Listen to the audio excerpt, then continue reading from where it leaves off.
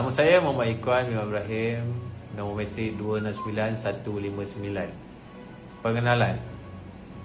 Dahulunya, Bursa Malaysia dikenali sebagai Bursa Saham Kuala Lumpur, BSKL, KLSE Kuala Lumpur Stock Exchange, bermula pada tahun 1930. Apabila Persatuan Broker-Broker Saham Singapura ditemukan, ia didaftarkan semula sebagai Persatuan Broker-Broker Saham Tanah Melayu pada tahun 1937. Tetapi ia masih tidak mendagangkan saham-saham awam. Bursa Saham Tanah Melayu telah ditubuhkan dan perdagangan saham awam bermula pada 9 Mei 1960. Pada 1961, sistem papan telah diperkenalkan, di mana dua buah bilik dagangan Malaysia dagang masing-masing, satu di Singapura dan Kuala Lumpur. Tahun 1964, Bursa Saham Malaysia telah dibentuk secara rasmi, dan pada tahun berikut dengan pemisahan Singapura daripada Malaysia, Bursa Saham Kuala Lumpur BSKL mengambil alih operasi sebagai Bursa Saham KLSEB pada 1994. Ia adalah dinamakan semula sebagai Bursa Saham Kuala Lumpur.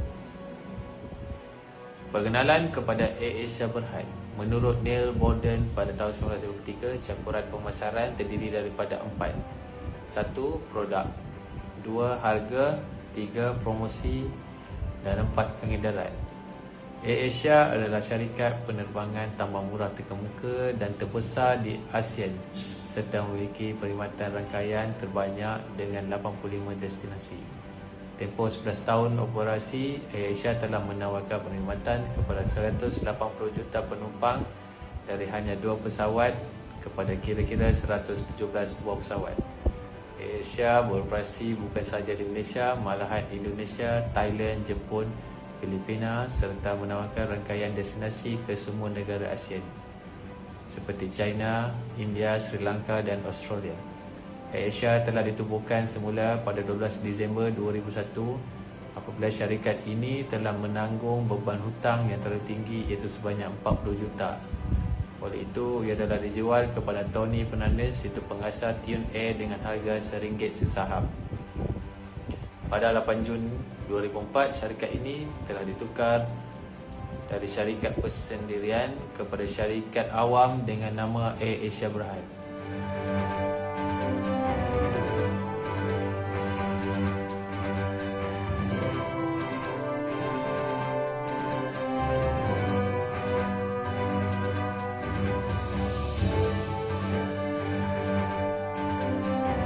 Terima kasih pada saudara kita Muhammad Ikhwan Ibrahim. Saya akan sambungkan latar belakang AirAsia Berhad, di mana AirAsia Berhad Malaysia adalah syarikat penerbangan tambang murah tanpa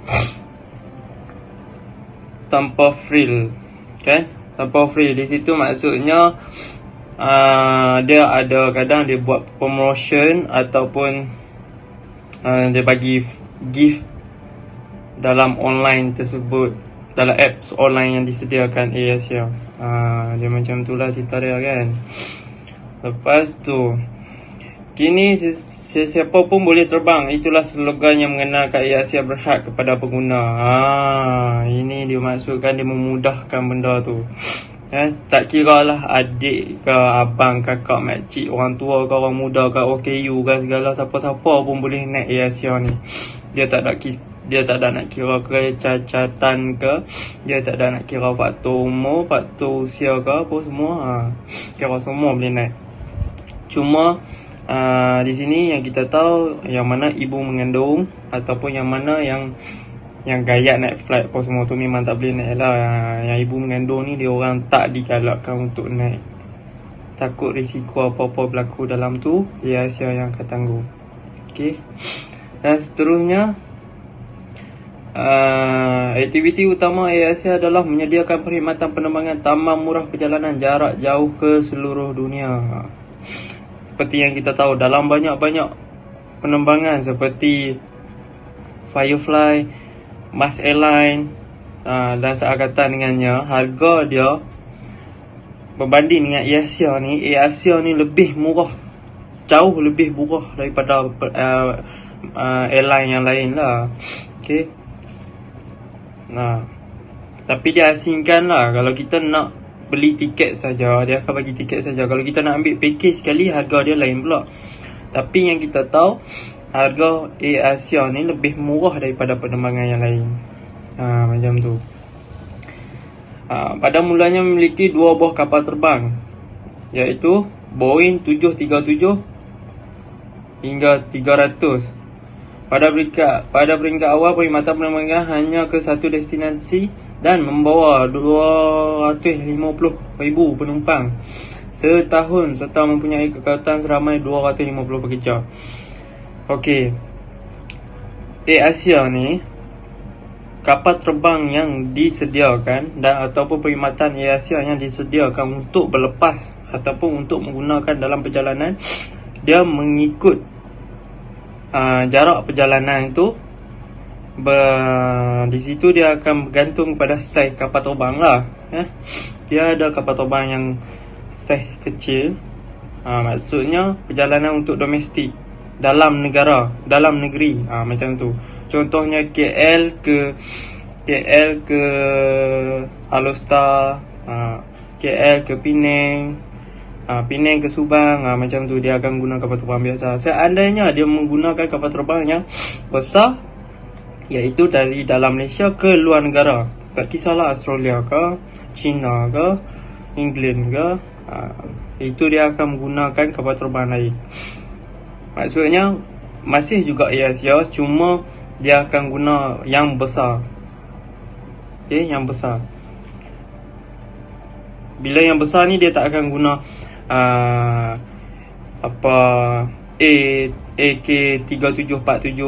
Dia akan guna Boeing. Boeing tu melambangkan kapal terbang tu yang besar. Macam tu. Penuh lah. Okey, selepas 9 tahun beroperasi, Air Asia telah menilai hampir 4 bilion, mencatat keuntungan sebanyak 549 juta dan telah memiliki lebih 85 pesawat Airbus A320 dan A330. Di situ kita nampak lah Air Asia dah maju kan. Air Asia mempunyai perkembangan, mempunyai statistik yang meningkat dengan cara mereka membuat promosi, mereka bagi promosi kan, mereka bagi kemudahan dekat pelanggan. So pelanggan rasa lebih selesa untuk menggunakan Air Asia dan tambah lebih murah tu yang menarikkan mereka. Kini kumpulan Air Asia beroperasi dalam penerbangan antarabangsa tempatan ke lebih 400 destinasi menetas 25 negara. Dia menyediakan pelbagai-bagai destinasi. Okey, tak kisahlah dia nak pergi ke mana pun. Sama ada dalam negara, domestik ataupun antarabangsa, luar negara. Okey, dengan harga yang berpatutan. Sekarang kalau kita tengok, kadang kita buka dia punya app Air Asia ataupun laman web www.airasia.com. Di situ kita boleh tengok harga tiket. Betapa murahnya dan berbanding. Kadang-kadang harga tiket dalam Malaysia, maksudnya negeri ke negeri, lebih mahal berbanding daripada harga tiket dari negara Malaysia ke negara yang lain. Maksudnya antarabangsa. Harga dia berbeza. Di situ latar belakang dia untuk menarik lebih ramai yang ingin ataupun cita-cita sama ni. Saya nak pergi Korea lah, apa semua lah. Itulah dia boleh tarik lah. Dia pandai Air Asia ni pandai. Dia buat tarikan macam tu. Okey, yang seterusnya saya akan serahkan kepada kawan saya untuk pembentangan yang seterusnya. Assalamualaikum. Terima kasih semua.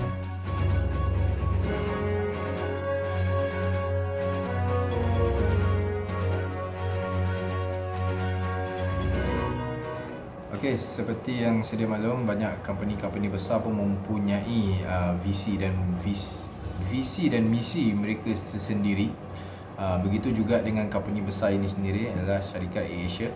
Okey, antara visi syarikat Air Asia adalah mereka ingin menjadikan syarikat tambang rendah yang terbesar di Asia. Selain itu, dalam masa yang sama, diorang ingin membantu golongan-golongan yang kurang berkemampuan menggunakan slogan everyone can fly. Jadi golongan-golongan yang kurang berkemampuan pun boleh naik flight, boleh menaiki kapal terbang. Okey. Okey, manakala misi mereka pula, mereka ingin melayan semua pekerja-pekerja diorang seperti keluarga yang besar. Okey, dan menjadikan syarikat terbaik dan memberi perkhidmatan yang terbaik kepada pengguna-pengguna AirAsia.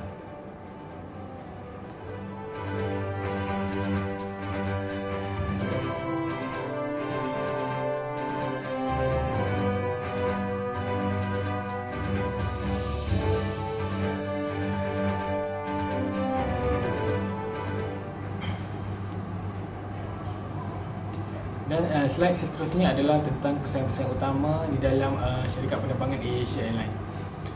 AirAsia mempunyai 4 pesaing utama, iaitu Malindo Air, Firefly, Malindo Air. Yang pertama adalah Malindo Air, yang kedua adalah Firefly, yang ketiga adalah Maswing, dan yang keempat adalah Citylink. Okay, yang mulanya iaitu Malindo Air. Malindo Air adalah syarikat penerbangan kepunyaan Indonesia.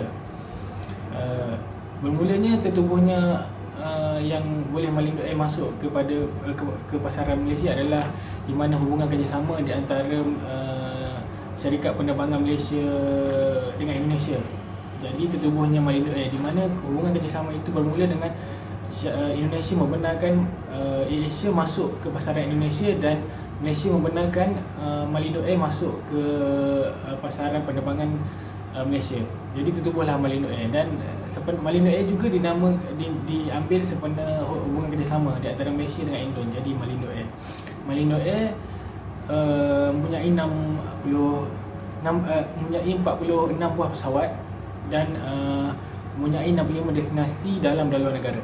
Seterusnya adalah Firefly. Firefly adalah anak syarikat Malaysia Airlines yang ditubuhkan pada 16 Mac 2007 dan bermula penerbangan pertama adalah April 2007. Malaysia Airlines adalah kepunyaan warga negara Malaysia dan mempunyai 12 kapal dan 11 destinasi dalam dan luar negara.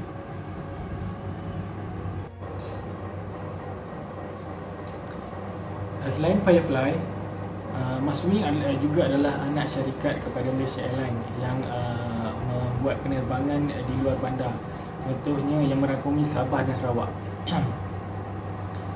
Maswing ini berpangkalan di Kota Kinabalu dan mempunyai 3 hub utama, iaitu Kuching, Miri dan Kota Kinabalu. Dan penerbangan yang selalu dilakukan oleh Maswing adalah banyak merangkumi ke negeri pantai timur Sabah lah, seperti Datu, Sandakan, Tawau dan Sepuna. Seterusnya adalah Citylink. Citylink juga mungkin menjadi salah satu pesaing utama kepada syarikat penerbangan AirAsia, kerana Citylink dijangka beroperasi pada tahun harapan pada tahun 2021 selepas mendapat sijil penerbangan daripada CAAMC, iaitu Lembaga Penerbangan Awam Malaysia. Apa yang menarik tentang Citylink ini adalah Citylink mungkin masuk di dalam pasaran penerbangan Malaysia akan menjadi pesaing yang agak kuat kepada Malaysia Airlines, adalah di mana package yang ditetapkan oleh Citylink, iaitu sekiranya melakukan penerbangan ke mana-mana destinasi mungkin akan mendapat 10 kg percuma bagasi dan makanan hidangan. Okey, isu pandemik COVID-19 yang melanda negara dan melanda syarikat AirAsia Group. Kita sedia maklum COVID-19 melanda negara pada bulan Mac tahun 2020, dan seterusnya banyak syarikat-syarikat yang terpaksa menanggung kerugian disebabkan tidak dapat beroperasi. Syarikat AirAsia juga mengalami gangguan yang teruk kerana terpaksa menghentikan operasi bagi mencegah penularan COVID-19 ini, seperti mana yang disarankan oleh kerajaan Malaysia di bawah Menteri Pelancongan, yang tidak membenarkan mana-mana penerbangan di luar negara dalam negara.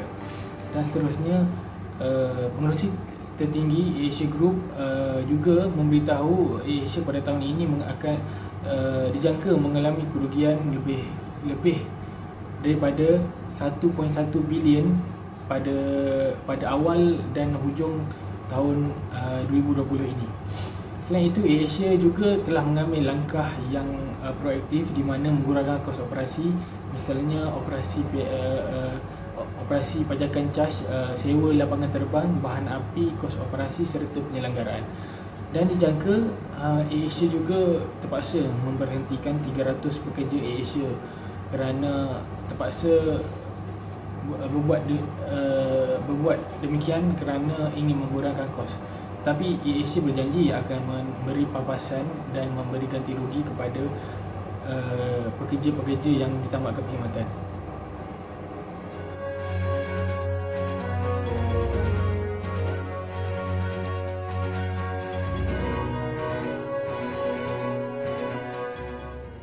Assalamualaikum dan selamat pagi. Saya Muhammad Azirul bin Makno bernombor metrik 269064. Okey, hari ini saya mewakili tim saya iaitu tim 3 yang memilih tajuk Syarikat Asia Group Berhad.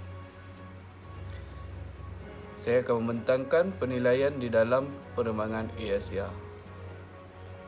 Penilaian penerbangan dalam Asia terbagi kepada kekuatan atau kemalangan sifar serta keluasan pasaran, kekuatan anugerah pencapaian, kerjasama dengan syarikat-syarikat penerbangan yang lain. Terdapat juga kelemahan serta peluang pasaran domestik. Ianya juga terbagi kepada seperti ancaman, persaingan, faktor persekitaran dan lain-lain lagi. Okey, seterusnya Asia juga mempunyai hala tuju, iaitu Asia Group telah memberitahu hala tuju baru perniagaan mereka, iaitu mereka akan menawarkan penjualan tiket dengan harga murah dana menerusi laman web rasmi mereka. Dengan itu, mana-mana pengguna perkhidmatan Asia yang ingin mendapatkan tiket yang murah serta yang berbaloi bolehlah layari laman web rasmi Asia.